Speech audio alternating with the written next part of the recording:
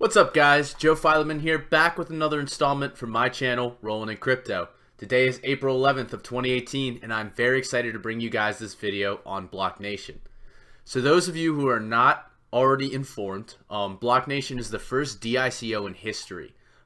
If you don't know what a DICO is, it is a decentralized initial coin offering. What Blocnation essentially aims to do, and what we'll talk about a bit later in this review of Blocnation, is they're trying to essentially bank a debanked part of the world, or unbanked part of the world, which is the more correct terminology, in Southeast Asia. We'll run through some facts and figures and why this is such a big deal, and this is one of the reasons that crypto is really brought into the main hemisphere, and a lot of people that have really been looking to invest is for this reason, because you are unbanked in so many different countries around the world.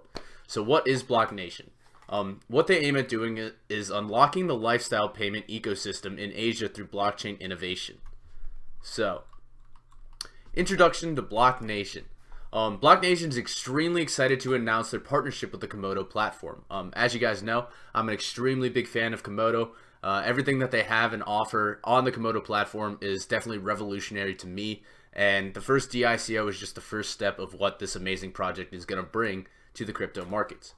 But what Blocnation is essentially trying to do is revolutionize the potential in existing cryptocurrencies that have not managed to achieve mass adoption, and the technology is still confounding for many users wanting to buy. So the solution is essentially they're trying to make Blocnation so easy that anybody at any point in time can use crypto and use it as a fiatless gate system, essentially using this for people to store money within. The multi-currency mobile wallet platform runs on any smartphone and serves three main functions. Allows for seamless cryptocurrency transfer through atomic and atomic swaps, acts as a digital currency across the event and lifestyle ecosystem, and eventually across the range of other businesses, and lastly, provides access to crypto assets to those unserved by traditional financial systems. So this third bullet right here is the reason that I am aiming to be an investor in this project. I've signed up for the airdrop. I believe one of the original ideals behind Satoshi's vision for what cryptocurrencies were supposed to do was help people that were unbanked in all these different regions of the world. And what Blocnation is trying to do with Southeast Asia and the majority of in all of Asia, but really just predominantly Southeast Asia, is allow banking and access to crediting for different people that are in those countries. So the Blocnation app is a decentralized exchange and a multiple cryptocurrencies wallet, simple to use and of most importance, incredibly secure. Blocnation will provide the world with a quality closed-loop payment option through Komodo's wallet. The result, a more reliable and secure platform that its users can instantly take part in and feel secure. So the Blocnation Komodo-powered wallet will allow users to seamlessly swap different cryptocurrencies instantly via Komodo's atomic and atomic swap protocols.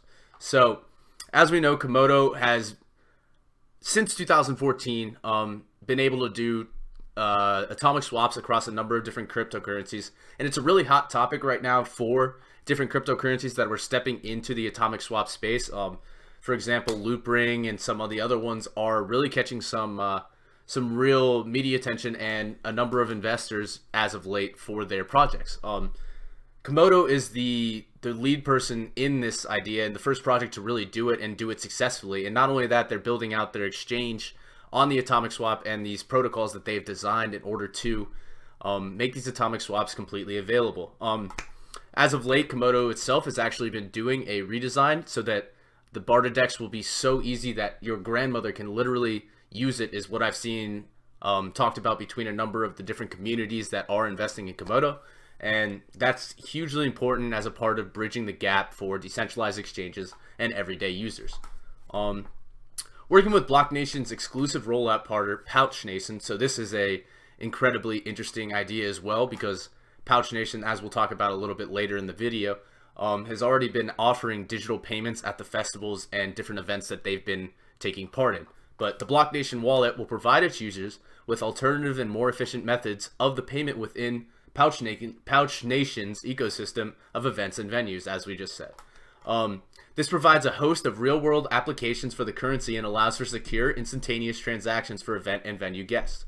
So the reason that this is so interesting is that with Pouch Nation, obviously they've already been doing digital payments, but with cryptocurrencies, there isn't a lot of places that actively accept cryptocurrency because due to volatility, due to a number of different factors, it's ease of use.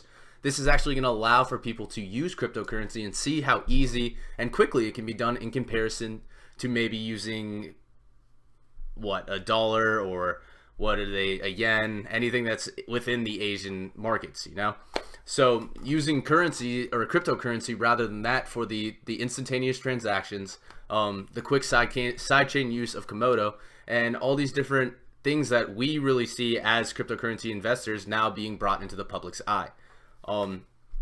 Traditionally, the market of goods and services that can be bought with cryptocurrency is limited. The demand for crypto assets comes mainly from investors, not consumers.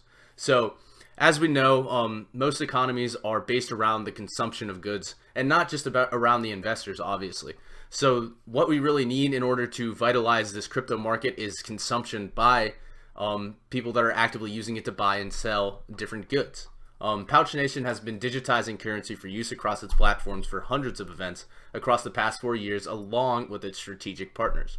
So again, just talking about the same things we have been covering. As Southeast Asia's largest cashless RFID provider, Pouch Nation has offices in 6 countries across the region and is well positioned to capitalize on its role as market leader, leveraging existing relationships with event organizers and forging new relationships with venues across the event and hospitality space.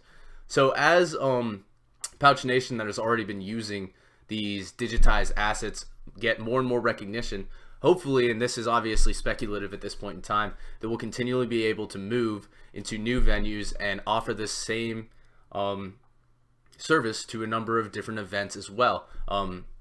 This is all going to be essentially the revolutionary idea behind Pouch Nation and Blocnation working together, and hopefully, as a first mover, that they will see the support as well from the community, like myself and everyone else that is involved in Komodo.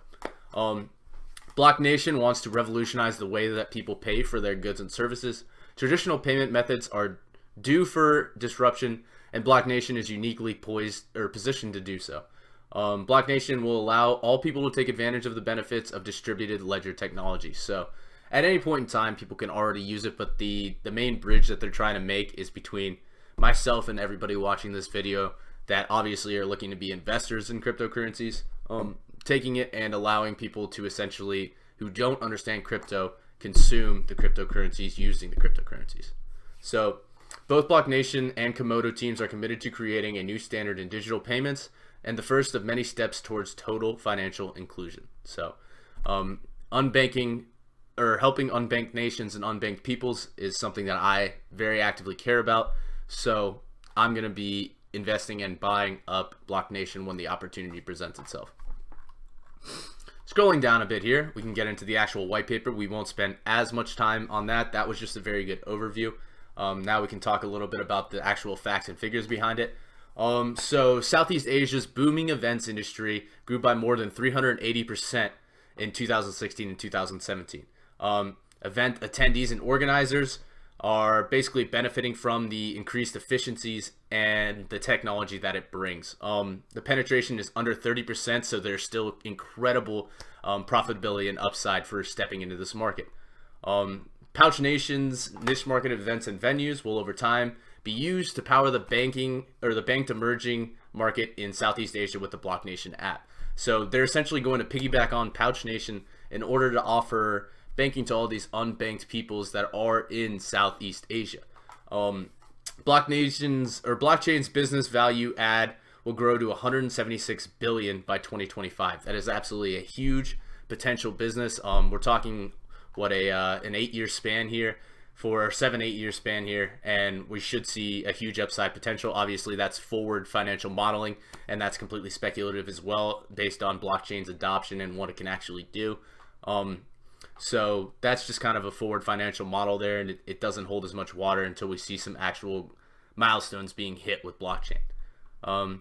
With the popularity of blockchain's technology, decentralized and secure capabilities growing so rapidly, numerous industries are turning to distributed ledger to solve pressing business problems. Only about 27% of Southeast Asia's populations have a bank account. So as we see people's popularity in blockchain technologies, especially in Southeast Asia, moving forward, this is a place that we could see as a hub of adoption when this really starts to move into the public's eye. That's about 438 million people unbanked in poor countries like Cambodia. This number falls to just about 5%. Today, 73% of the 640 million people in Southeast Asia do not have bank account, and only 10% are eligible to hold credit cards. That's absolutely bewildering, obviously being from the United States and a number of other really developed countries that obviously if you go and apply for a credit card, if you have the right reasons and the right reasoning, especially in a bank account, you'll be able to get that and be able to use these services. These people do not have the opportunity to do so. Conversely, according to research firm GfK, mobile phone connection 124 is actually higher than the global average of 103%.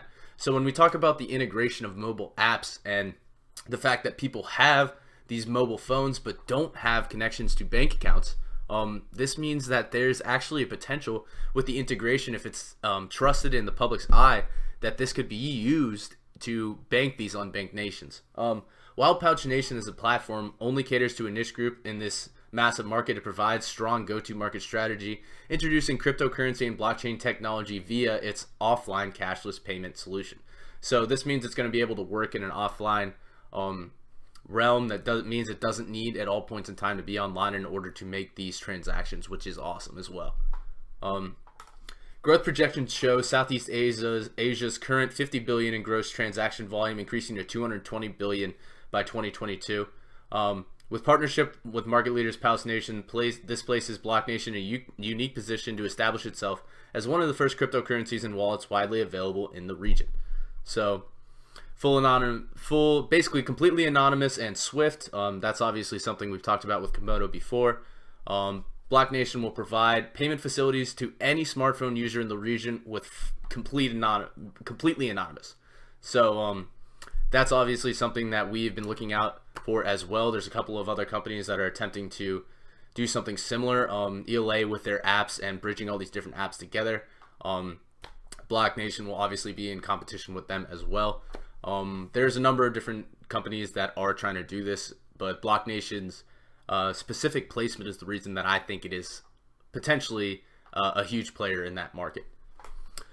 So vision and market opportunity. Blocknation's vision is to provide an alternative payment option for emerging markets with a lifestyle ecosystem. In doing so, Blocknation will leverage the technology innovation provided by Komodo's platform, as well as the established business of Pouch Nation, the leading cashless payment and brand activation provider across Southeast Asia. So once again, they're reaching back to these connections with Pouch Nation. I think it's going to be a very potent partnership between Pouch Nation, which is already doing these digital assets, and Blocknation, who is going to be bringing in cryptocurrencies to really easily bridge those two together.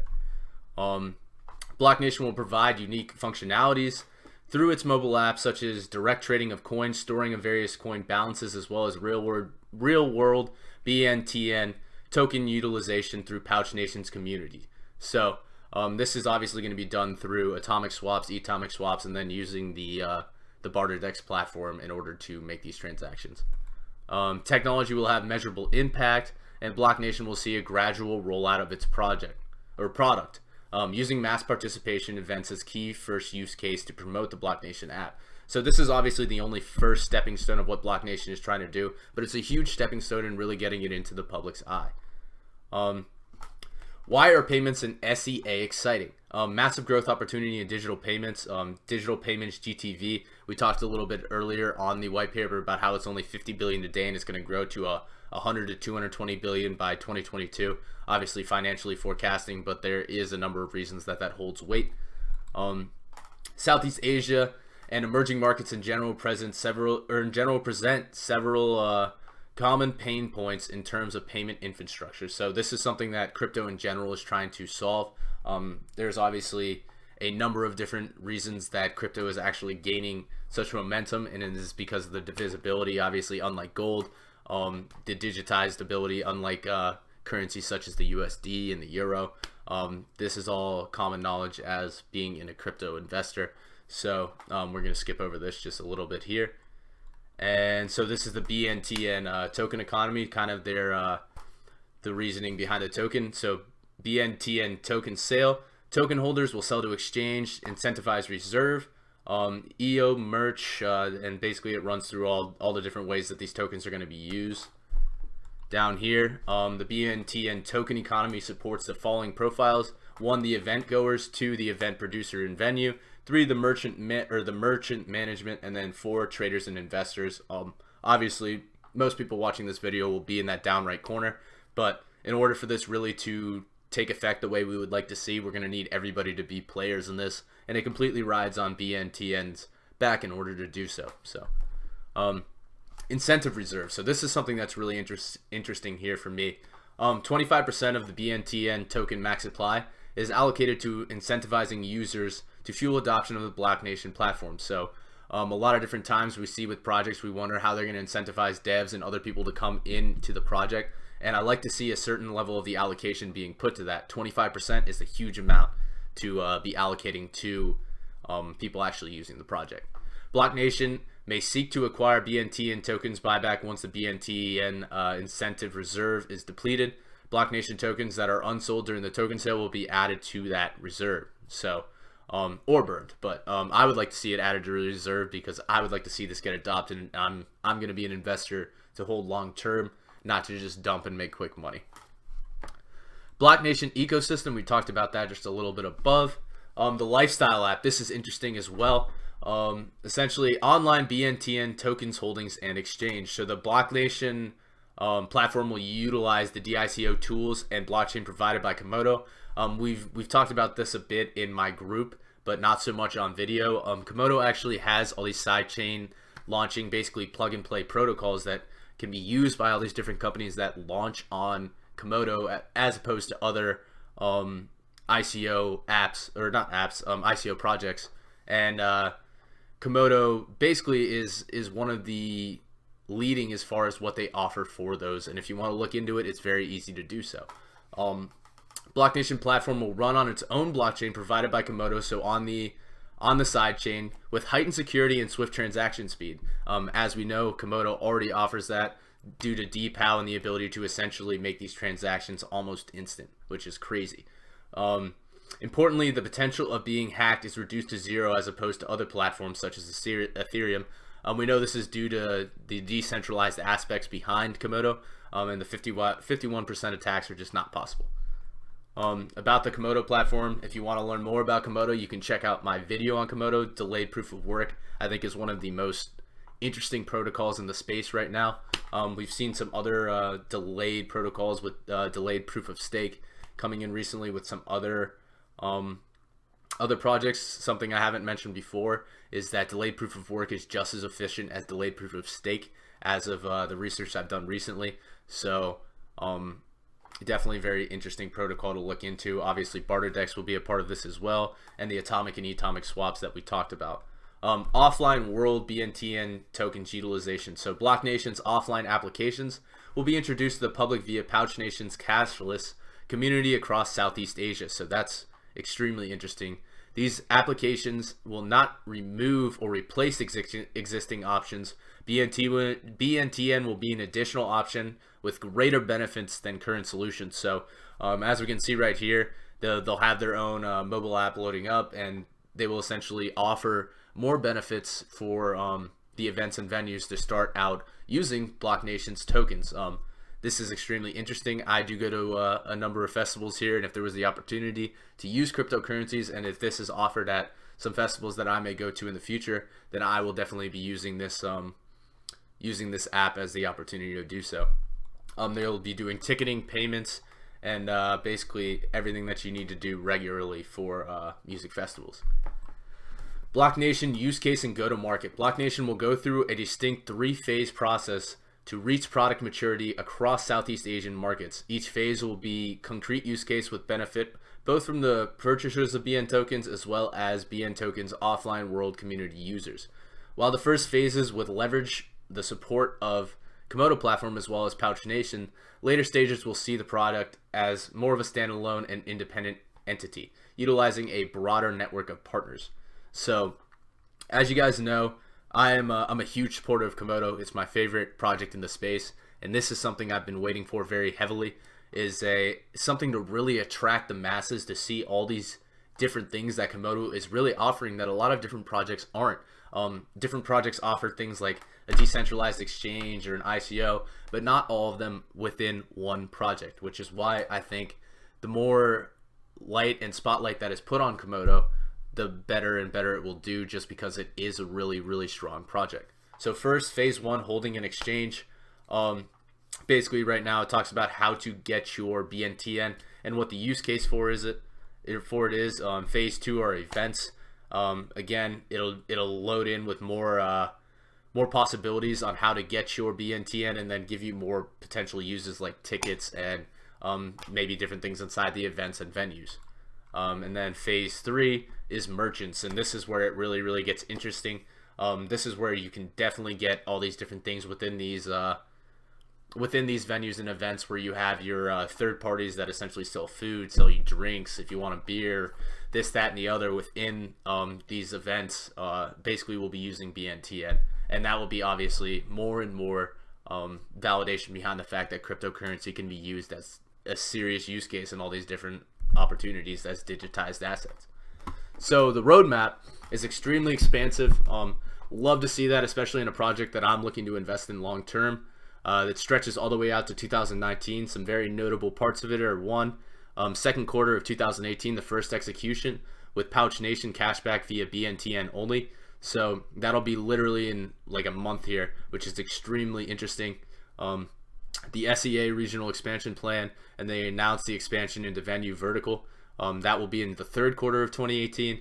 And then the masternode announcement is going to be amazing. I'm going to be holding at least until then, so I can just run this as another form of residual income for myself. First venue execution in Q4, so it's only 2 quarters off for us right now. And then the business plan announcement and new territory expansion plan, obviously we'll have to wait on those.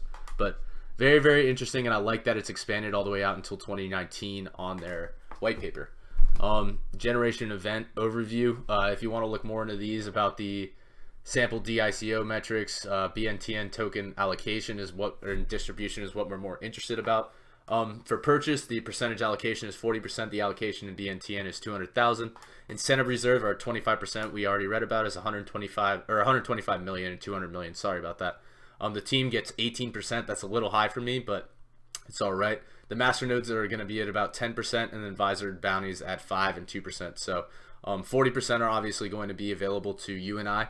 And that's a good amount of number right there, especially if we're going to be talking about using them in serious use case. So about 65% in the public's hands in total.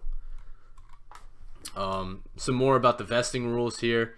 Blocnation team will be allocated 18% BNTN token max supply vested over an 18-month period. So I do like to see that there is a serious vesting period, at least over a year. So it really incentivizes the team to finish what they're talking about doing.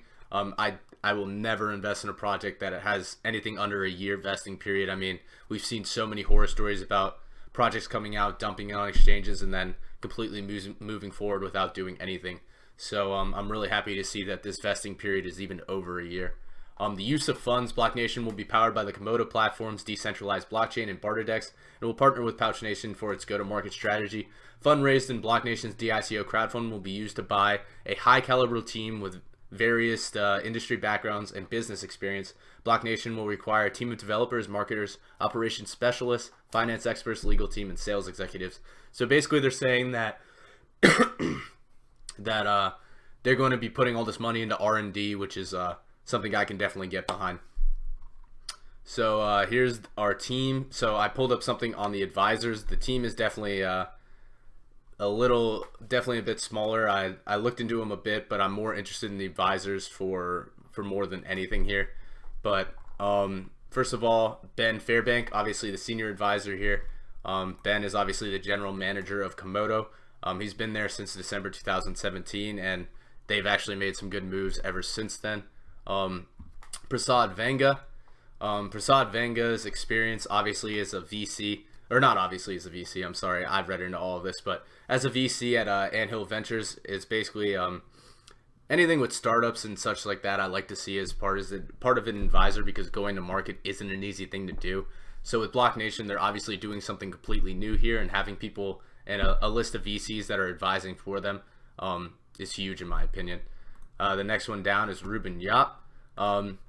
There's another partnership here with Zcoin. So Ruben Yap is a COO at Zcoin, so that's a great partnership as well. Jay Fajardo is the last one we'll give a real look at here. Founder and CEO and CTO of ProudCloud Inc. So they list all of their partnerships down here at the bottom if you want to look into these projects individually. Vietnam backpacker hostels, that's pretty cool. That means that there's a potential for them to be used in all these different not hostile situations, but in hostels. And that would be an incredibly interesting thing to see happen in the future. But most importantly, the two at the top there, Komodo and Pouch Nation, are the two that we'll see playing most heavily with Blocnation. Thank you guys for checking out this video. I do intend to be an investor in Blocnation, and I do intend to buy up some more of the coins when they hit markets, if they drop down even further. It's something that I am very, very behind ethically, as far as banking people that aren't able to be banked at this point in time due to a number of different factors. But I genuinely believe in this project from an ethical standpoint, and I do think that they have what it takes to move forward and really push not only Komodo but itself into the possibility of handling all these transactions in Southeast Asia. If you like this video, please take the time to follow my Twitter, as well as come in and ask me questions in my Twitch or in the comment section below. As always, guys, thank you so much, and I'll be sure to bring you guys more content as I see things to do reviews on. Thanks, guys.